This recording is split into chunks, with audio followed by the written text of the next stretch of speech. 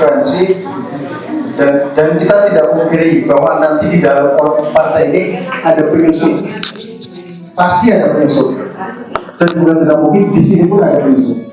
Jadi apa yang bisa antisipasi supaya penyusup ini kalaupun masuk kemudian apa konsekuensinya?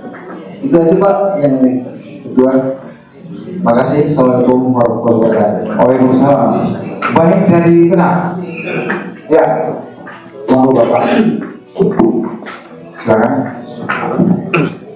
Terima kasih. Saya pengurus dari DPD Kota Tegal. Oh, apa ya Pak ya? Saya tadi dipaparkan oleh Bapak Presiden partai kita bahwa saksi itu penting Pak ya, sebagai ujung tombak kemenangan baik itu pileg maupun pilpres saya. Tapi apa gunanya itu semua kalau institusi yang bersangkutan ikut bermain Pak di dalam negara kita itu, KPU, Bawaslu, bahkan sampai MK udah dipersiapkan pemenangnya. Kalau di luar negeri, di Amerika mungkin 4-5 jam baru diketahui kemenangannya. Tapi di negara kita satu tahun ya Pak ya, sebelumnya sudah diketahui kemenangannya. Ini gimana Pak Presiden? Solusinya. Terima kasih. Baik, terima kasih. Singkat tapi padat ya Pak ya. Jadi, tadi siapa namanya Pak? Oh ya, Tegal tadi ya. Kota. Oh, kota ya. Baik, yang dari sebelah barat silakan. Coba jangan dari Tegal lagi. Tadi Tegal 2 orang nih. Brebes ya. Ada Brebes ini. Oh baik. Mohon izin Pak Presiden. Satu coba dari Cilacap, satu dari Brebes sudah. Jadi mana Cilacap? Iya. Assalamualaikum warahmatullahi wabarakatuh. Perkenalkan, nama saya Algan Idris, DPD Kabupaten Cilacap. Yang saya tanyakan Bapak Presiden terkait dengan SKDPD, apakah SKDPD dikeluarkan oleh DPW bukan DPP? Satu itu. Yang kedua, untuk pelantikan dan pemilihan tingkat DPD, apakah hukumnya wajib harus dilaksanakan?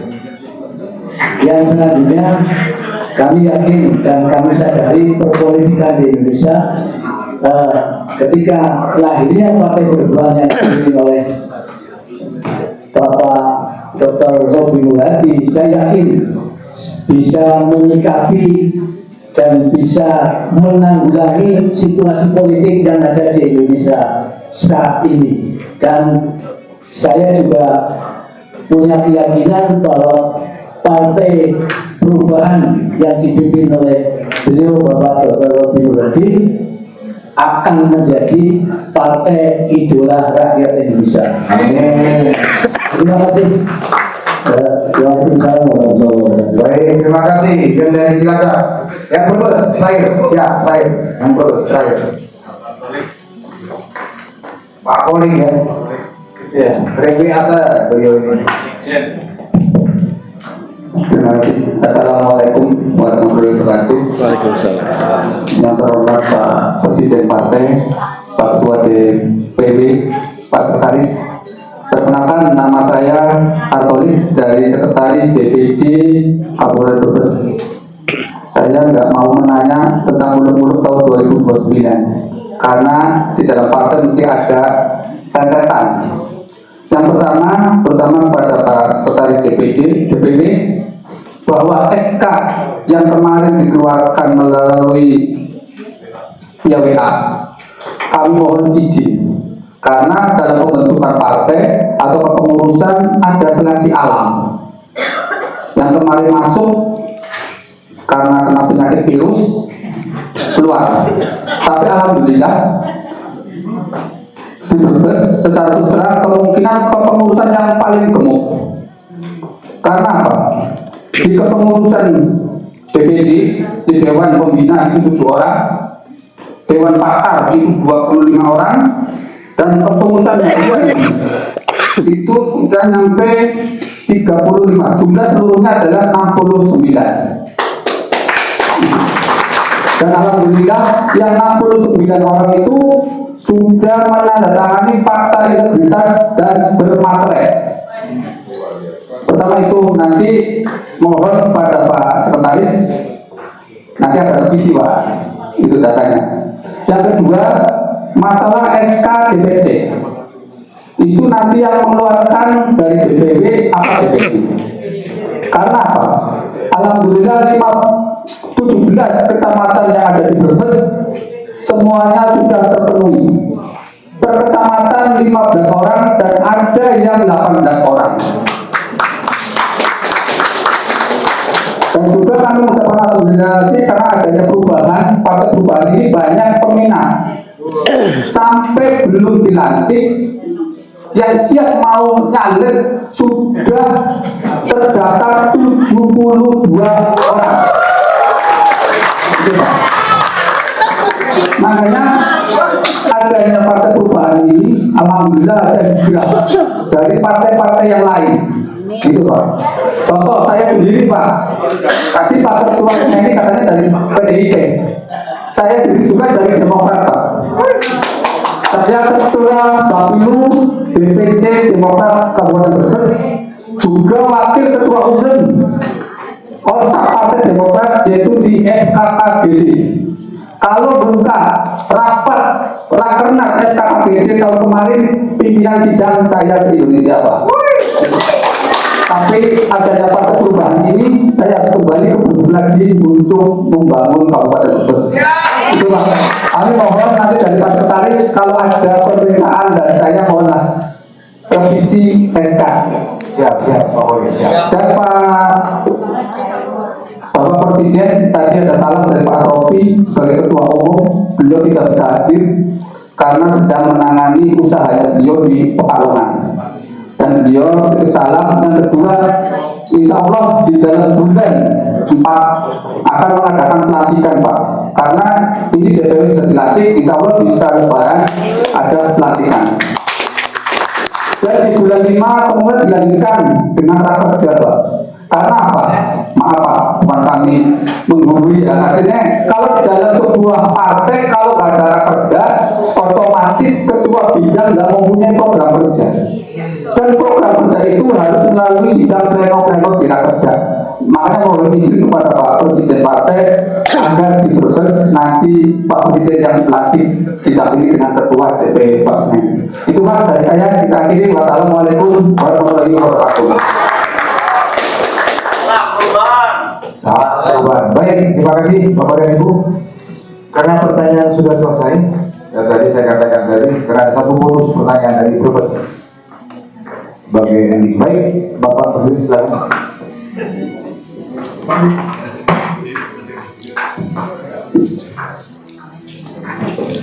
Baik, kita beri aplaus dulu untuk semuanya.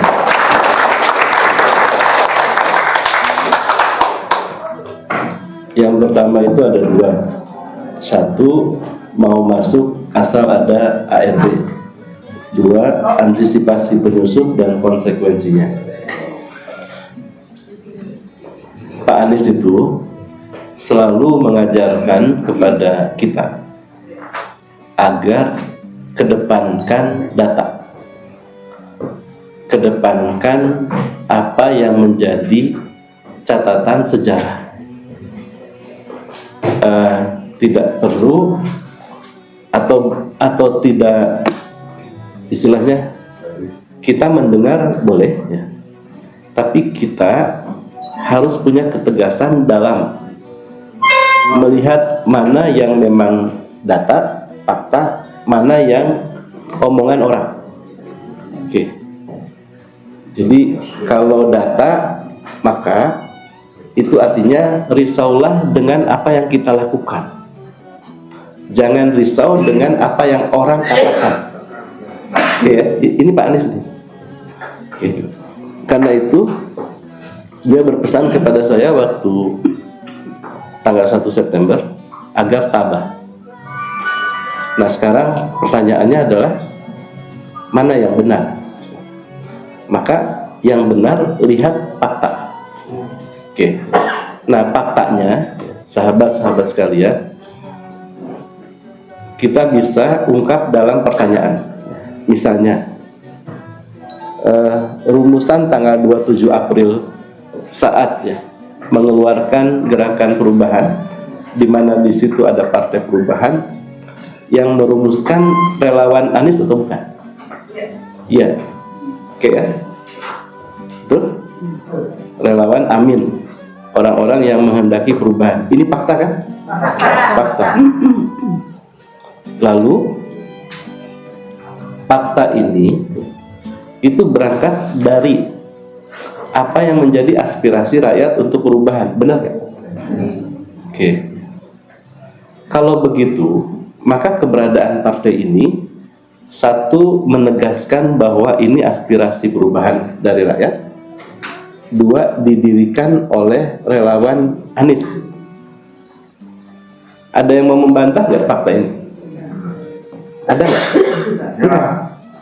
Saya adalah koordinator Sahabat Anies Internasional yang mendapatkan SK dari Timnas, dari Pak Sauki, dan tentu saya aktif. Jadi kalau misalnya meragukan, tinggal lihat fakta saja. Oke? Dalam politik itu ada buku 1, buku 2, buku 3. Silakan percaya yang mana. Yang kita mau bangun adalah apa yang menjadi aspirasi politik.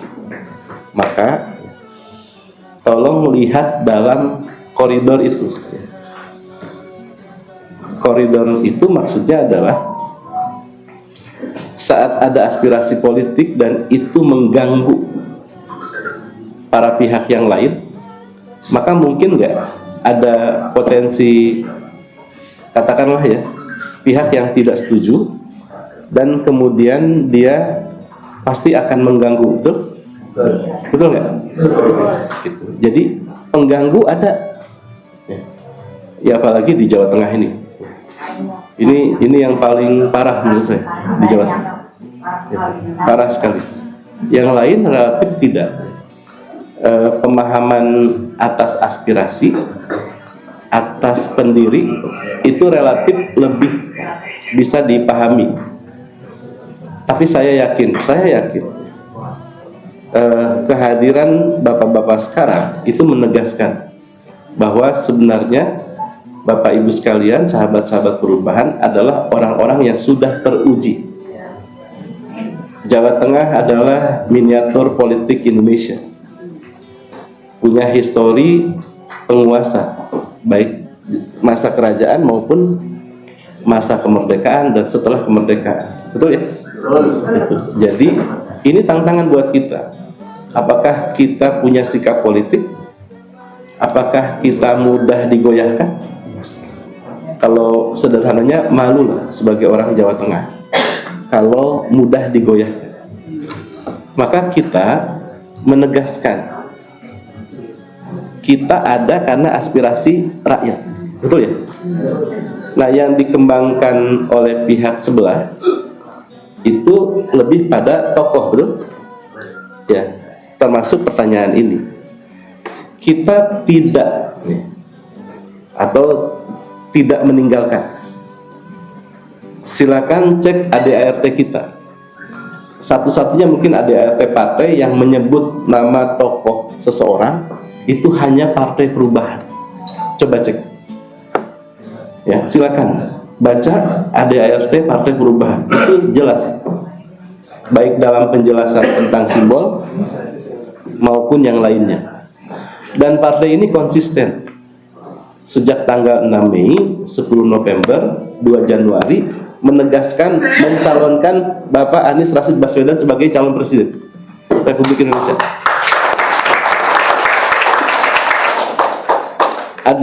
Ada pernyataan yang bertolak belakang nggak? Nggak ada. Pernyataan saya juga sama. Tapi kami ingin kita semua sehat. Kita harus bangun perubahan dan dedikasikan kita untuk rakyat. Jangan untuk seseorang, termasuk untuk saya.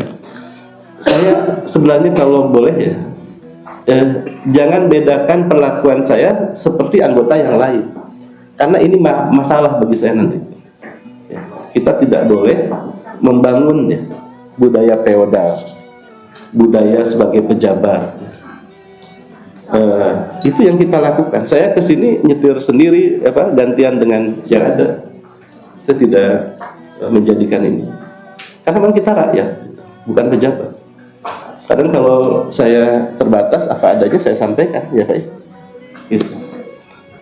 Oke, jadi faktanya begitu. Sekarang pertanyaannya adalah, apakah ARB ada dalam sejarah Partai Perubahan? Ada nggak? Ada. Tapi apakah kemudian pernyataan eksplisit Pak Anies yang dikapitalisasi, diamplifikasi oleh teman-teman yang berbeda pandangan? Apa yang saya sampaikan? Hormati. Oke? Kita tidak perlu berdebat. Oke? Clear ya? Jangan pernah membangun kebencian. Sebab kita mau memimpin Indonesia ke depan. Pemimpin itu kalau dia benci pasti tidak adil, pasti. Maka minta tolong semua yang di Partai Perubahan jangan mengembangkan kebencian kepada rakyat, meskipun itu adalah orang yang merugikan kita. Oke? Clear ya? Jadi silakan sampaikan. Jadi mungkin dalam bahasa yang sederhana, mau masuk asal ada ARB. Jawabnya simple, ARB adalah calon presiden dari Partai Perubahan. Itu betul? Oke, ya. Yang kedua, penyusup dan antisipasinya dan konsekuensinya. Benar, ini ada, benar. Karena ada cara yang menurut kami tidak fair. Tidak fair itu menghubungi pengurus partai kita dan kemudian melakukan politik belah bambu. Ya, kitanya dipendam, ya, yang sebelah sana dinaikkan, betul ya? Ini namanya politik belah bambu. Ya, yang satu diinjak, yang satu diangkat. Pertanyaannya, tolong sampaikan kepada rakyat. Apakah benar kalau ada orang yang sudah melakukan politik belah bambu? Politik belah bambu itu sesuatu yang beradab. Politik belah bambu itu satu hal yang positif apa negatif? Negatif. Jangan dicontoh. Ya, nggak apa-apa ya. Kita mendengarkan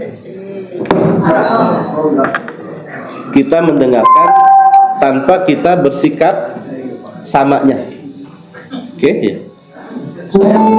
Saya ingin mengajak kepada kita semua, tolong ikhlaskan perjuangan ini. Kita niatkan ini sebagai ibadah, sebagai orang yang beragama, bertuhan. Dengan begitu, tidak ada yang sia-sia dari apa yang kita lakukan. Ya, yang sudah pasti adalah apa yang kita lakukan hari ini. Kalau kita niatkan ikhlas, maka kita sudah dapat kebaikan. Oke? Jadi ini sikap resmi Partai Perubahan. Oke? Maka memang ikutin perkembangan pernyataan yang selalu dirilis oleh DPP, ya. Tolong misalnya YouTube Herman Somantri channel, ya, tolong diikuti, karena seluruh perkembangan partai itu ada di YouTube Herman Somantri channel. Lihat dengan tuntas, like, komen supaya viral. Lalu ada website gerakanperubahanindonesia.com. Oke. Nah,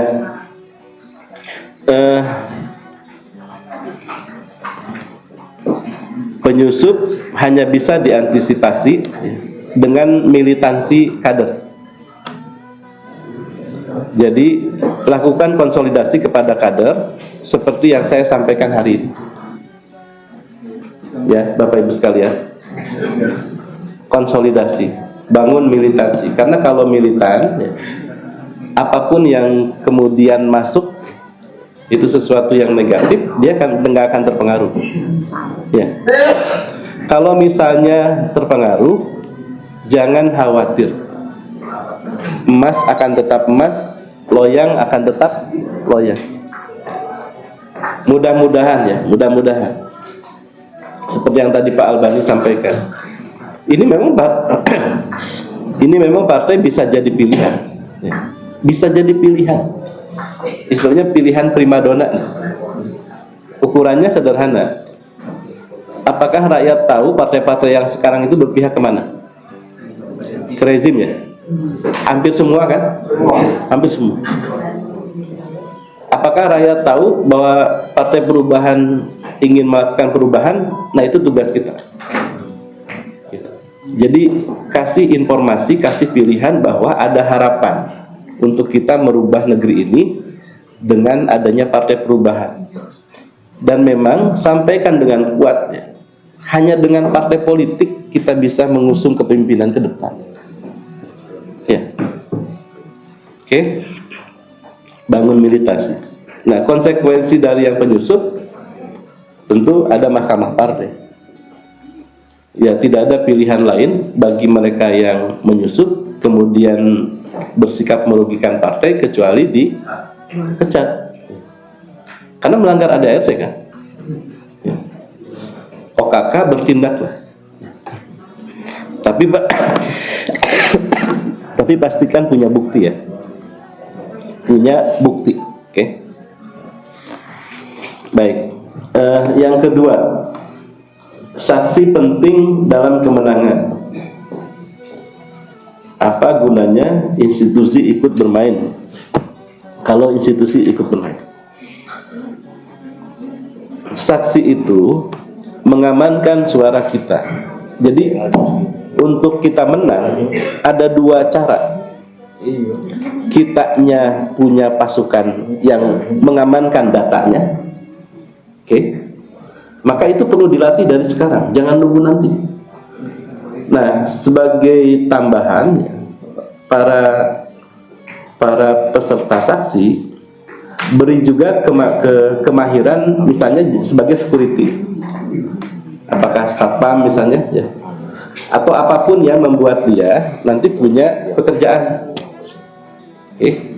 Dan itu bisa dilakukan dengan Yayasan Petranas, dikeluarkan sertifikat keahliannya. Atau kalau mau bekerja sama dengan saya ya, di universitas bisa. Saya kepala LPPM Universitas Nasional yang memungkinkan untuk bisa tanda tangan kerjasama dan mengeluarkan sertifikat. Jadi beri mereka solusi atas masalah ekonominya. Pada saat yang sama dia dilatih sebagai saksi. Oke.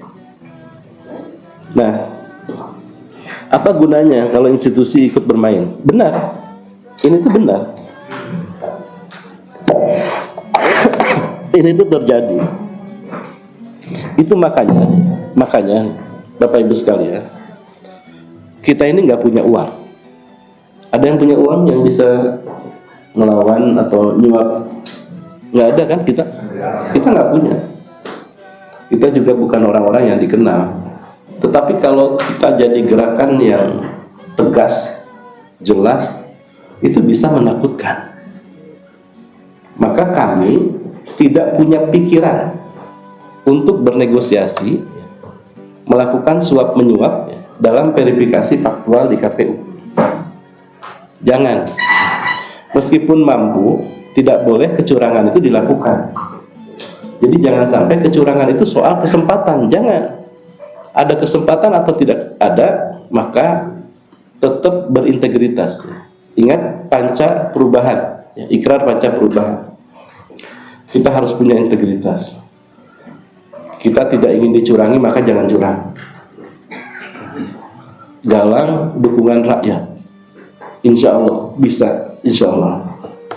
momentumnya ada dan kita didukung oleh banyak pihak.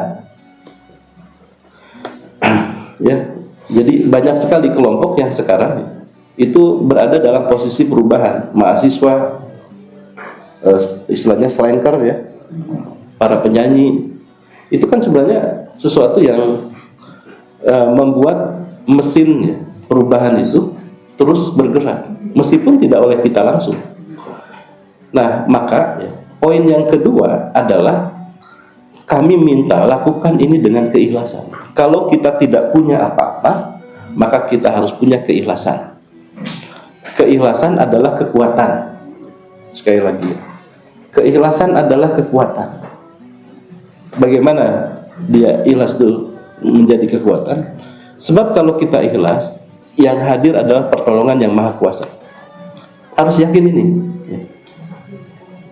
Misalnya, itu kan biasanya ada mesin yang diduga sudah bisa menentukan berapa persen kemenangan. Ini kan hal-hal yang banyak kita dengar. Nah, yang bisa mengalahkan ini siapa? Yang maha kuasa. Yang bisa merubah MK 2 Januari siapa? Karena pasti dukungan yang maha kuasa. Membabat ilalang politik yang membuat oligarki begitu berkuasa menentukan calon presiden. Sekarang hilang. Tapi kita harus antisipasi. Keputusan MK dianeksasi, sehingga kembali misalnya kita harus lawan ini kalau itu dilakukan. Jadi saat kita tidak mampu menangani sesuatu yang di luar kemampuan kita, maka kita gunakan dukungan yang maha kuasa. Dan dukungan yang maha kuasa hanya akan hadir kalau kitanya ikhlas. Oke? Ya. Itu tadi ada 72 orang yang sudah nyalek, nggak apa-apa. Itu bagus. Tapi minta tolong ikhlas. Karena kalau ikhlas insya Allah nggak konflik. Kalau ikhlas kita akan punya kekuatan. Jadi antisipasinya adalah tolong bangun keikhlasan. Nanti biarkan tangan-tangan yang maha kuasa bekerja. Oke?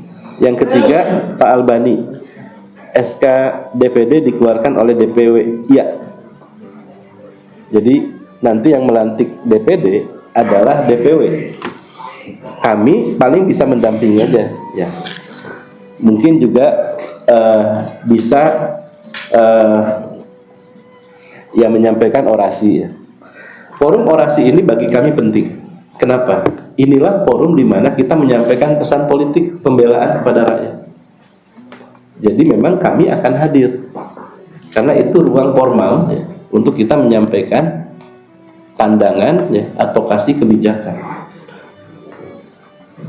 Kami tentu tadinya ya ingin sekali menyatakan ya hidup rakyat. Dijawab dengan rakyat diutamakan, bangsa dan negara dimajukan.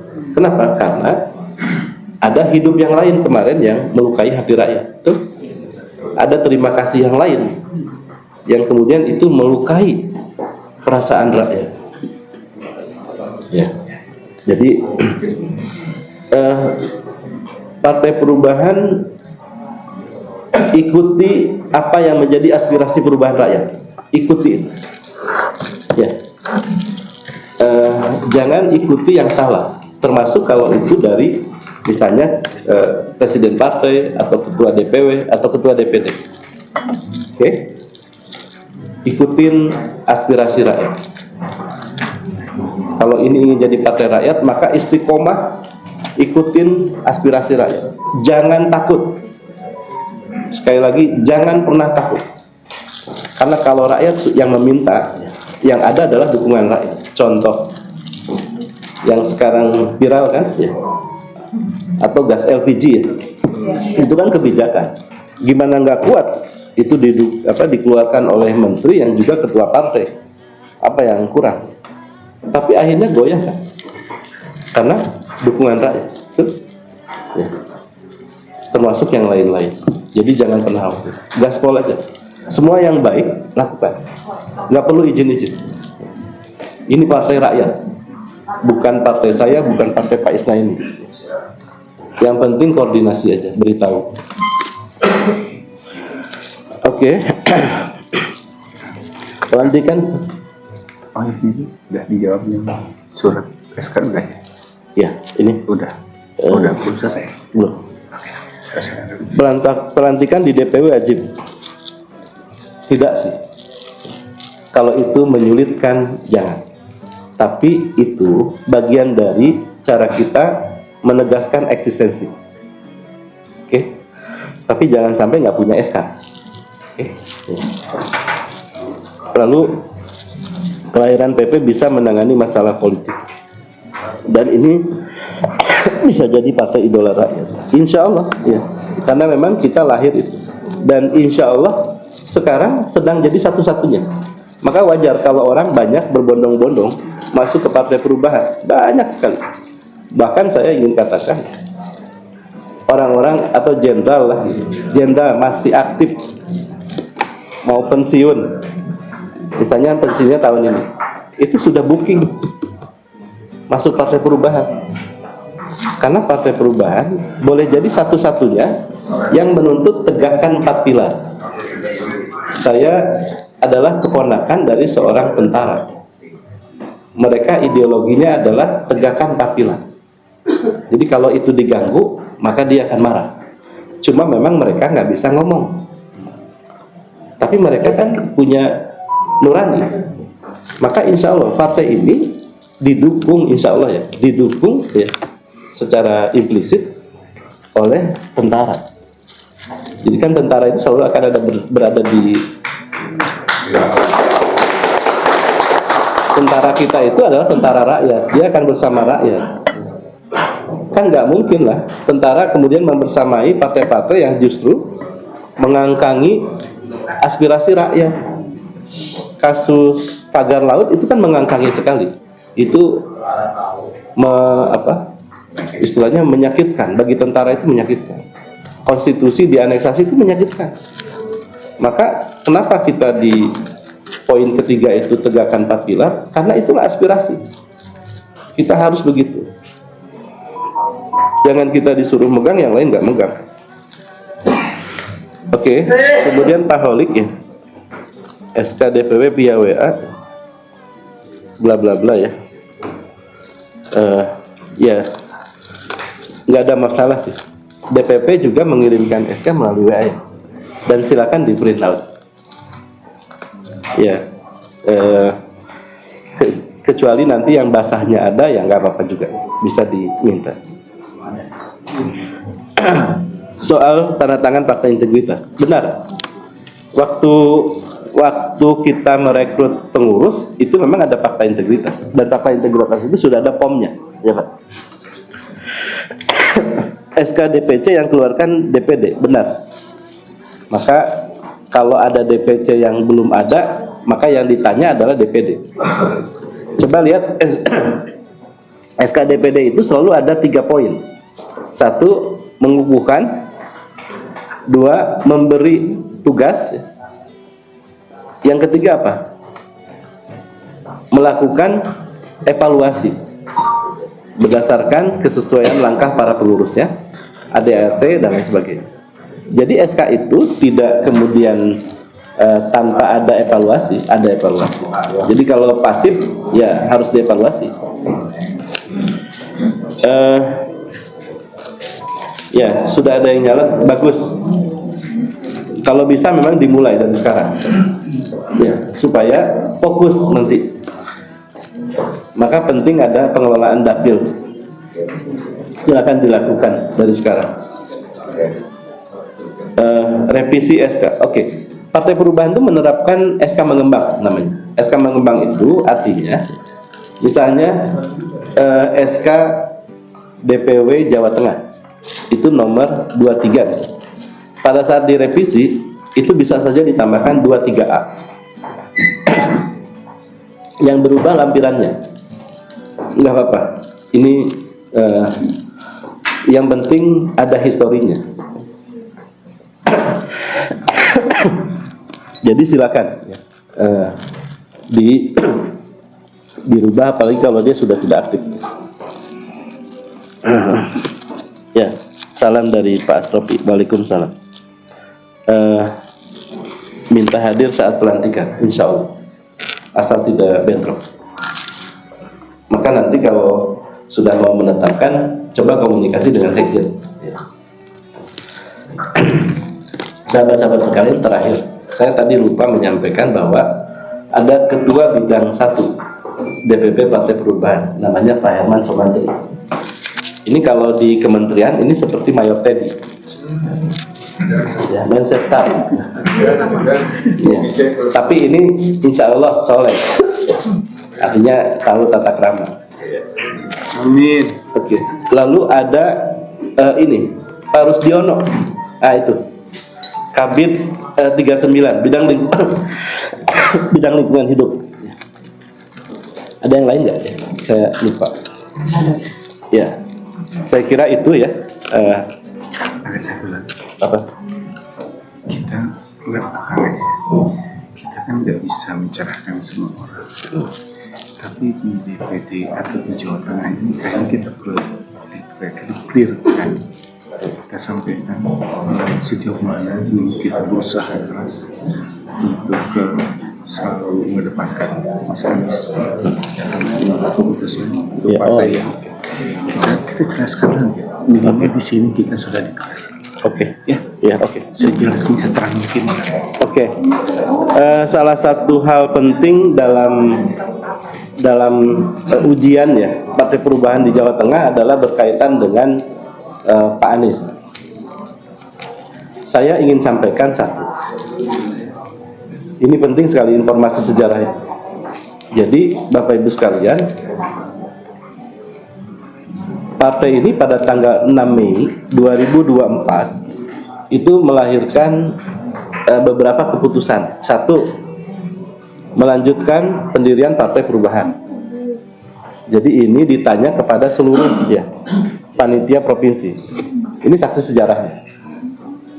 Lalu yang kedua, kita sepakat partai ini partai nasionalis, partai terbuka. Yang ketiga, mencalonkan Pak Anies sebagai calon presiden, juga sebagai ketua partai. Oke, ini fakta ya. Lalu yang keempat, memilih saya sebagai ketua panitia nasional. Ya. Maka dari poin ini dibentuklah panitia nasional persiapan Partai Perubahan secara nasional, yang anggotanya terdiri dari 2 kelompok. Satu, seluruh wakil provinsi. Jadi Pak Isnain itu wakil ketua panitia. Saya kan ketuanya. Wakil ketua itu ada 2, mewakili wilayah dan mewakili tim perumus 27 April. Jadi kalau ada 38 dan luar negeri, jadi panitia nasional itu banyak sekali. Nah, kami melakukan pengambilan keputusan dengan namanya rapat pleno. Rapat pleno itu semua. Oke, ya. Sehingga pada tanggal 23 Mei itu dirilis SK panitia, sekaligus juga untuk pertama kalinya kita menyampaikan istilahnya mungkin bentuk awal Partai Perubahan ya. Lalu ini kan kemudian memancing respon Pak Anies ya. Lalu kemudian ya kita istilahnya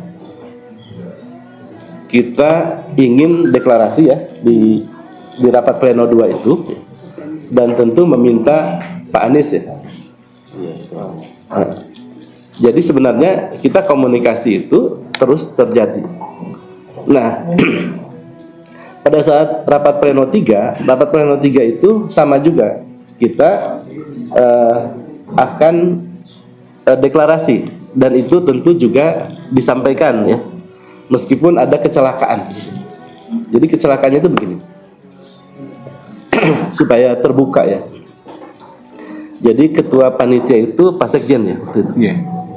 Nah, Pak Sekjen ini membentuk tim kecil ya, yang saya tidak tahu. Demi Allah saya tidak tahu. Lalu tim ini membuat selebaran yang ada foto Pak Anies dan ada rekening. Saya kagetnya nggak kepalang banget gitu ya. Itu baru aja hari Jumat, hari Sabtu sudah rame. Sudah rame. Maka hari Sabtu itu saya kontak orang yang sudah saya anggap sebagai adik, yaitu Naufal Firman Yursa. Naufal itu adalah sama-sama pengurus HMI Cabang Jakarta, orang yang sama-sama sebagai wartawan. Itu ya istilahnya saya rekrut sebagai wartawan. Jadi hubungan kami itu sangat dekat. Kami berhubungan sebelum saya menikah. Sehingga pada saat menikah, ya Firman itu hadir. Saya menikah tahun 2003. Kebayang 2001. Kebayangkan hubungannya sangat panjang, sehingga pada saat terjadi yang menghebohkan itu, saya kontak Mas Firman. Mas Firman, saya harus klarifikasi. Maka pada malam itu juga, itu saya diberi konfirmasi untuk diterima oleh Pak Anies. Hari Minggu tanggal 1 September. Nah, kesempatan itu digunakan untuk menyampaikan permohonan maaf tertulis dari Pak Sekjen, menjelaskan kekeliruannya seperti apa. Dan menarik pada hari itu juga, Pak, tim dibubarkan. Jadi kami tidak tahu, tapi kami melakukan respon cepat. Kami sampaikan, dan waktu itu sebelum diterima Pak Anies ada Pak Sahri Namit. Lalu kemudian memang ada saat itu kan teman-teman partai itu mentalnya jatuh. Maka saya menyampaikan rilis bahwa saya sudah ketemu Pak Anies. Ya beliau memahami ya. Nah, cuma memang oleh Kang Herwin ya, TikToker kita itu dianggap merestui. Nah, itu yang salah juga. Tapi saya sudah tegur, bukan merestui, tapi memahami. Nah, di situ Pak Anies menyampaikan soal kapal induk. Ya. Silakan dicek di YouTube Rapli Harun. Di saya juga ada. Ya, silakan. Apa yang terjadi itu bisa dilihat. Apa adanya. Jadi kami bahwa mungkin kemudian setelah itu ada persepsi yang keliru ya, dikembangkan atau ditafsirkan, mungkin itulah ya, yang menjelaskan. Tapi kami itu tidak pernah terpengaruh. Artinya kami tidak pernah terpengaruh. Sehingga waktu itu Pak Anies minta ditunda. Maka kami pleno 4 tanggal 8 September ya, menunda deklarasi Partai Perubahan. Hasil plenonya diserahkan ke Pak Anies. Jadi nggak mungkin kami nggak ada komunikasi. Kan selama di Timnas juga saya komunikasi dengan Ramadan Pohan, dengan sekretarisnya beliau yang ketua Yayasan Paramadina, karena kami kan dekat. Tapi lalu kemudian tidak ada respon selama 2 bulan ya. Teman-teman kan dari daerah memaksa untuk ada sikap kan. Waktu itu ada Rakornas. Ya Pak, Rakornas itu dengan syarat tidak ada keputusan ya. Jadi kami mendengarkan saja. Waktu itu salah satu usulannya adalah kita deklarasi tanggal 20 Oktober ya. Seperti sarannya dari Rocky Gerung. Tapi itu tidak dilakukan karena kami menghormati Pak Anies. Sampai kemudian gelombang aspirasi itu kan sudah terbendung. Maka dilakukan rapat pleno 5 yang menetapkan tanggal 10 November itu deklarasi. Saya sudah 2 kali menolak sebagai presiden partai, ya Pak. Saya dipilih tapi saya menolak. Saya nunggu Pak Anies. Sampai kemudian karena tidak ada respon, saya terpaksa, saya harus menerima amanah sebagai presiden partai. Coba lihat pada saat saya deklarasi, di momen deklarasi, itu kan saya menyampaikan bahwa yang tetap jadi pemimpin perubahan adalah Pak Anies Baswedan dan para tokoh perubahan ya. Artinya kami coba serendah hati mungkin, dan saya juga sadar bahwa ini bukan hal mudah. 10 November lalu kemudian rame, ada counter-counter dan lain sebagainya, dan kemudian terjadilah apa yang terjadi sampai saat ini. Apa sikap kami? Sikap kami mengedepankan proses ini, data ini. Silakan saja. Kami tidak ada agenda yang bla bla bla lah. Mungkin yang tidak kami pahami adalah bahwa mungkin beliau punya agenda lain yang berbeda dengan agenda aspirasi perubahan. Itu saja. Sehingga pendirian partai ini mungkin dianggap sebagai satu hal yang mengganggu agenda itu. Pertanyaannya saya tanya kepada semua, apakah aspirasi mendirikan partai itu satu hal yang menjadi hak konstitusi rakyat? Iya. Iya kan? Gitu. Jadi kami atau saya ya, itu memfasilitasi saja semua. Kapanpun istilahnya Pak Anies hadir ya, itu kan selalu karpet merah. Tapi Pak Aniesnya saja. Karena kami tidak ingin partai ini dibajak. Kami menghormati teman-teman yang sudah ada di partai, ya kan? Ini partai rakyat, bukan partai pejabat. Kami tetap menghormati rakyat yang dia punya histori.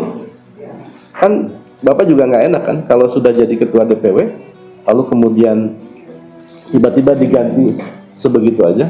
Enggak. Saya akan melindungi itu. Apapun resikonya. Semua DPD juga sama. Orang yang terlibat dalam sejarah harus diamankan.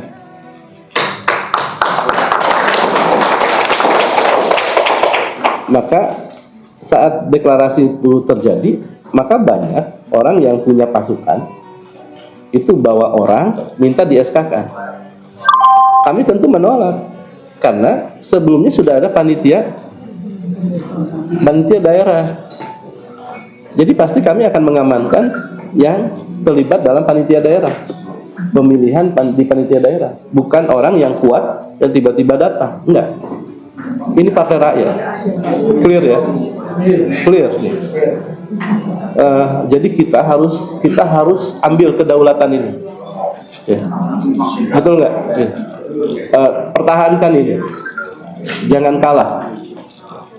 Mudah-mudahan penjelasan ini itu menegaskan bahwa kami tidak punya agenda lain.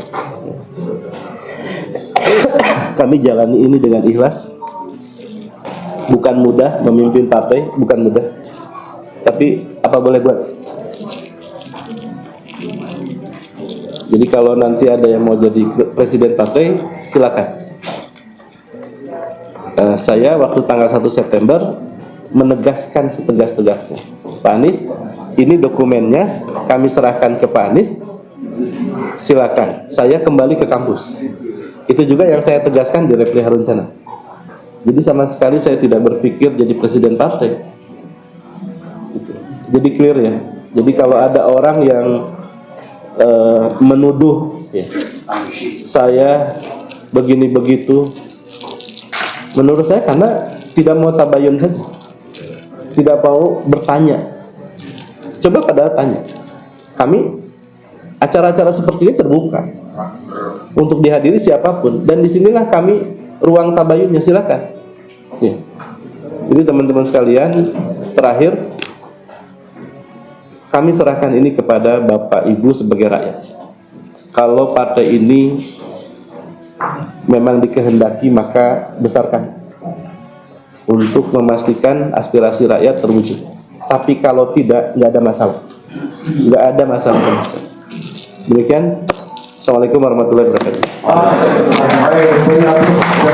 Boleh nambahin? Oh ya, sedikit ada tambahan dari Pak Herman.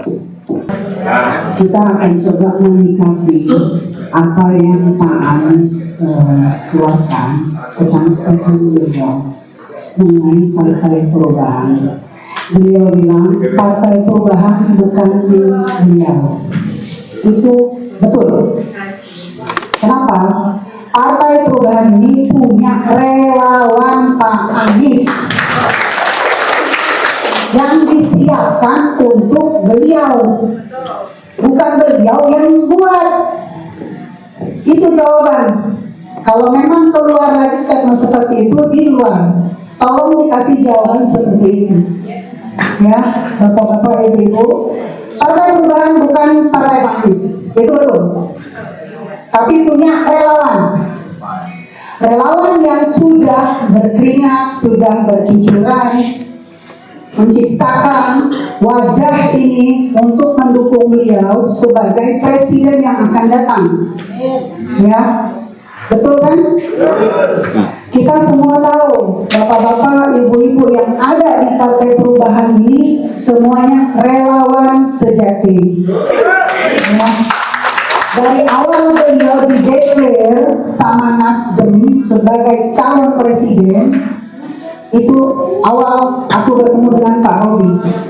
Beliau ini yang memprakarsai ataupun menjembatani para relawan yang tidak bisa Saya sudah masuk bilang negara ke Gelora kalau di Bung Karno. depan yang pakai apa? Beliau yang menyiapkan, menyediakan fasilitas untuk para Saya aja relawan kan. dari daerah yang memang cinta akan perubahan, cinta akan adanya pemimpin yang kita inginkan.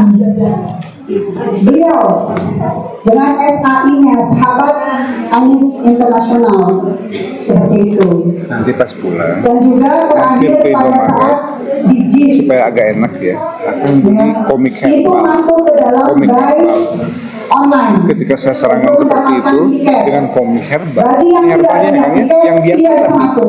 yang original Saat biasa, itu. yang rasanya Beliau mint kembali biasa, biar bisa yang istirahat. menyiapkan gelang Gitu. untuk Itu para dipraktekin relawan gitu. yang ada dari Indomaret daerah atau apa? berbondong-bondong Komik berbisnis yang nenek-nenek, kakek-kakek, Biru kan, tengah yang biru ya, malam, yang jangan yang hujan. hijau. Beliau pantas saat ini orang yang kita lakukan, yang kita bela, beliau lakukan, beliau bela menyatakan seperti itu. Aku kembalikan kepada bapak-bapak sama ibu-ibu, tolong dijawab seperti itu bila ada statement yang di luar itu di luaran. Partai ini bukan punya Pak Anies. Partai ini punya relawan yang menginginkan adanya perubahan. Beliau siap. Bila Pak Anies menginginkan partai ini dipimpin oleh beliau siap. Aku pun siap. Karena kita relawan sejati, bukan abal-abal.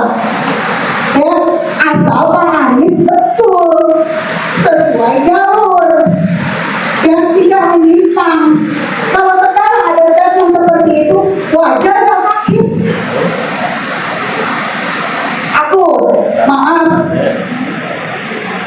hasil dari KPU sama Bawaslu kita turun di DPR MPR, ya, itu gerbang kita bongkar. Kita dorong itu pakai tali. Kenapa? Kita ingin berubah. Ya, kita berharap beliau seperti itu. Sampai di KPU juga seperti itu. Sahabat kita kenal. Kenapa? Untuk beliau. Kalau sekarang beliau mengeluarkan statement seperti itu, adil enggak? Ya, jadi tolong ibu-ibu, alhamdulillah yang ada di Partai Perubahan, insya Allah relawan yang benar-benar solid. Itu aja. Aku minta tolong satu, tolong bantu kami, terutama Pak Presiden, tolong support, kita maju sama-sama, ya. Kita dobrak ini zolim, kezoliman di sini, Israel ini, ya, untuk yang akan datang. Demikian, terima kasih. Assalamualaikum.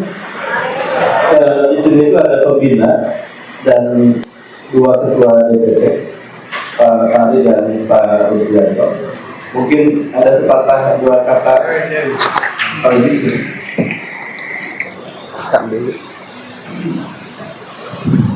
Di mana Pak? Di depan. Oh, di depan.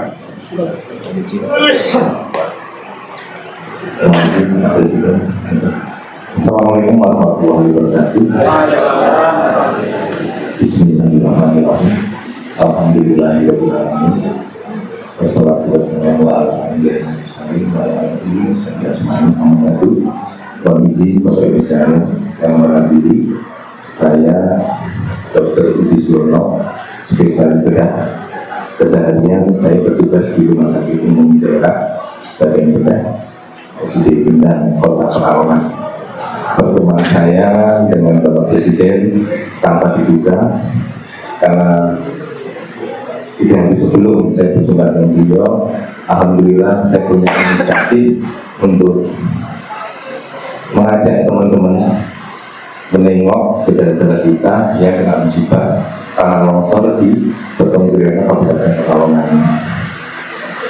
Karena memang dari awal, dari dulu waktu masih sekolah, saya senang sekali ikut hadir di tengah-tengah saudara kita yang tertimpa musibah, apapun musibahnya. Bahkan ketika saya memperoleh pendidikan bedah, saya pun juga menjadi instruktur untuk penanganan kegawat darurat.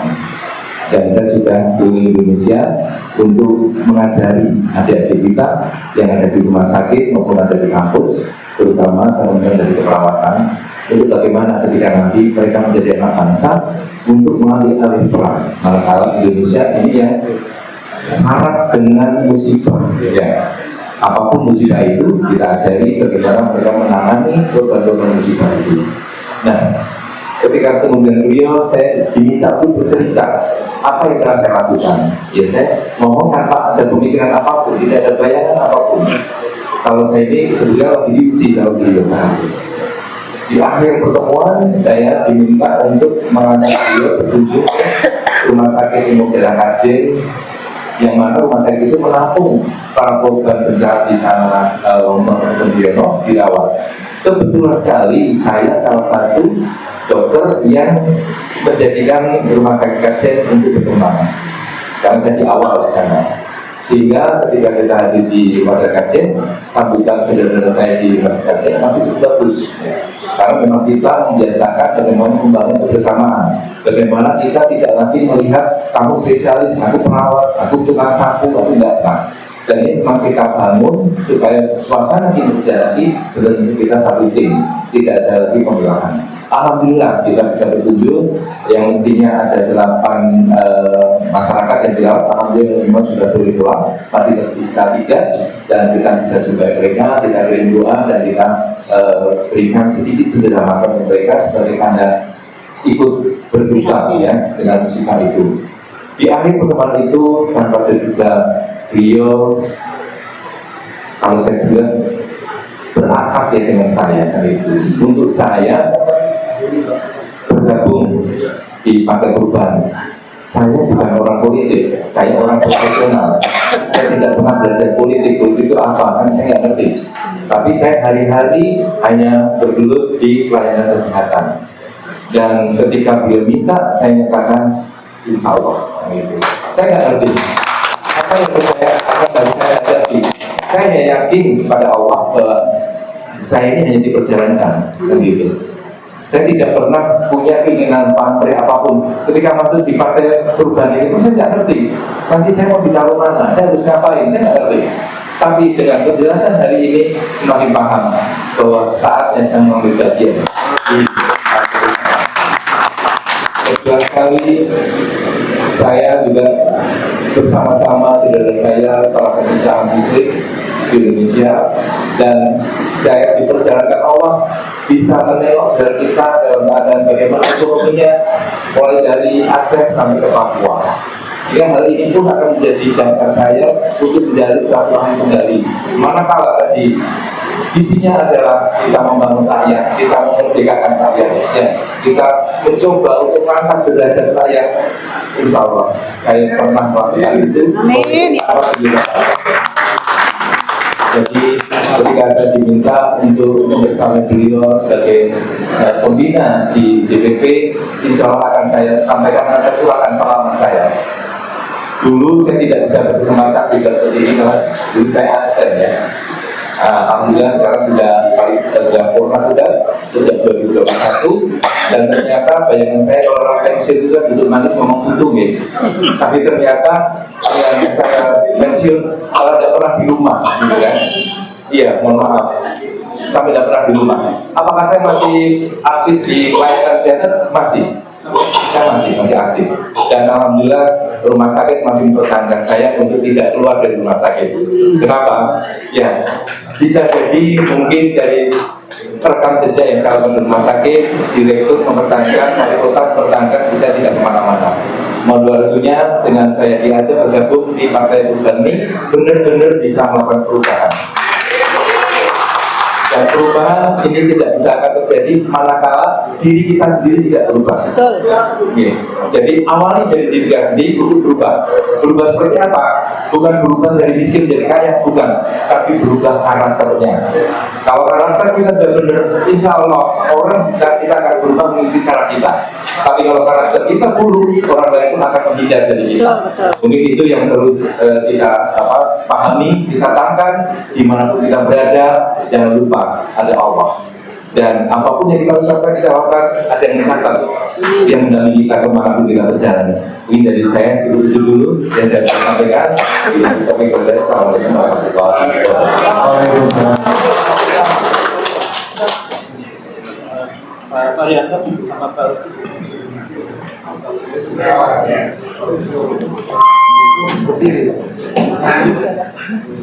Bismillahirrahmanirrahim. Assalamualaikum warahmatullahi wabarakatuh. Saya hanya ingin bercerita sedikit. Jujur saya tidak kenal Farouk. Betul. Saya cuma ada teman saya profesor yang bilang, coba kita ada partai perubahan yang mau deklarasi. Saya coba daftar di online secara pribadi. Saya daftar di online, saya masukkan fakta integritas dan CV saya, terus saya diundang untuk deklarasi. Dan saya juga tidak minta untuk ketua bidang 29. Ketua bidang 29 itu adalah PIPR. Kebetulan juga sekjen saya itu saya perkenalan dulu. Saya ini kalau Pak Yono tadi tukang bedah, saya ini tukang insinyur, Pak.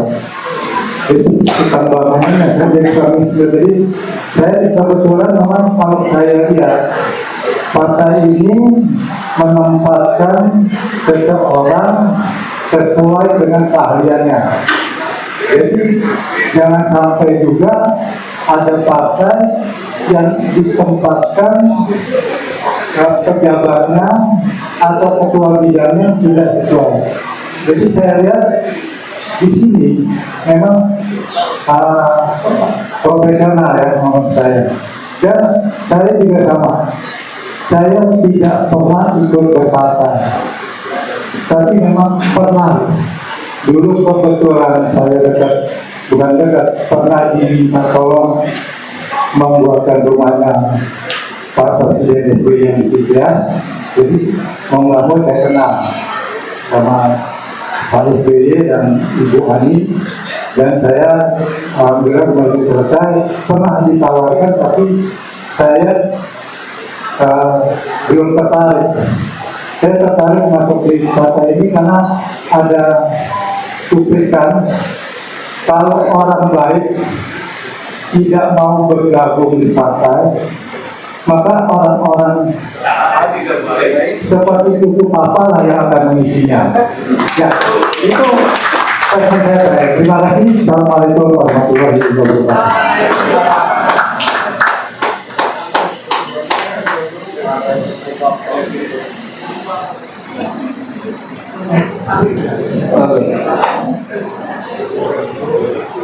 Assalamualaikum warahmatullahi wabarakatuh. Perkenalkan, nama saya Rusdiono dari Tegal. Jadi tadi Pak Dokter cerita latar belakangnya, kemudian Pak Ferry juga bercerita. Saya juga ingin bercerita Bu dan Bapak semuanya, karena terus terang saya itu lama di Sumatera, ya. 36 tahun saya bekerja di perusahaan asing, ya, perusahaan minyak, ya. Jadi kalau ditanya pengalaman politiknya dapat dari mana, nggak ada sama sekali, ya. Kenapa? Lalu di mana saya dapat pengalaman politik? Karena ada salah satu teman saya yang kebetulan beliau adalah punya jabatan, dia ingin atau mau bergabung menjadi mencalon lah sebagai anggota DPD di partai partainya Pak Surya Paloh, Partai Nasdem. Nah, beliau minta bantuan sama saya, terus tolong bantu saya lah di Tegal. Saya bingung apa yang bisa saya bantu. Saya kenal pun orang di Tegal nggak ada, karena saya dari Sumatera 36 tahun Pak.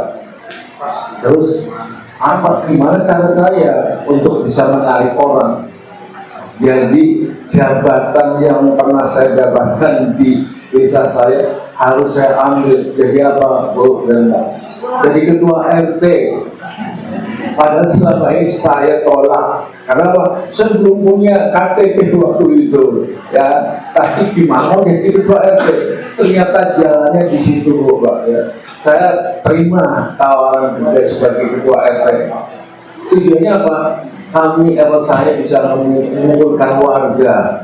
Disitulah saya ketemu dengan orang-orang yang sepaham, kemudian memberikan informasi bahwa di Tegal ada perkumpulan yang nama calon partai perubahan, Pak Nartola salah satunya yang mengajak saya. Disitulah saya kenal dengan partai perubahan pada awalnya, panitia partai perubahan. Kemudian kami sepakat mengisi mendaftar melalui online itu. Kemudian ada juga pendaftaran untuk calon Pak Yusuf, ketua bidang ini. Pengurus bidang. Calon pengurus pusat ya sesuai. Kemudian saya lihat sudah 1 hari, 2 hari, 3 sampai dengan seminggu, kok nggak ada yang ngisi, khususnya di bidang 39 itu apa? Lingkungan hidup, jadi bidang lingkungan hidup. Saya coba lah, saya lengkapi persyaratan saya. Nah, latar belakang saya kebetulan di lingkungan hidup selama kerja di perusahaan yang saya sampaikan 36 tahun itu. Mudah-mudahan dengan pengalaman yang ada, saya bisa bantu masyarakat yang ada di Nusantara ini paham terhadap lingkungan hidup, bagaimana kita bisa mengelola agar kita bisa hidup di bumi yang masih tetap asri. Jadi meskipun mohon maaf Pak Presiden untuk bidang lingkungan hidup perkembangannya masih belum sesuai dengan harapan, karena fokus saya untuk sementara ini masih di DPD Kabupaten Tegal. Mungkin itu yang bisa saya sampaikan. Terima kasih. Assalamualaikum warahmatullahi wabarakatuh.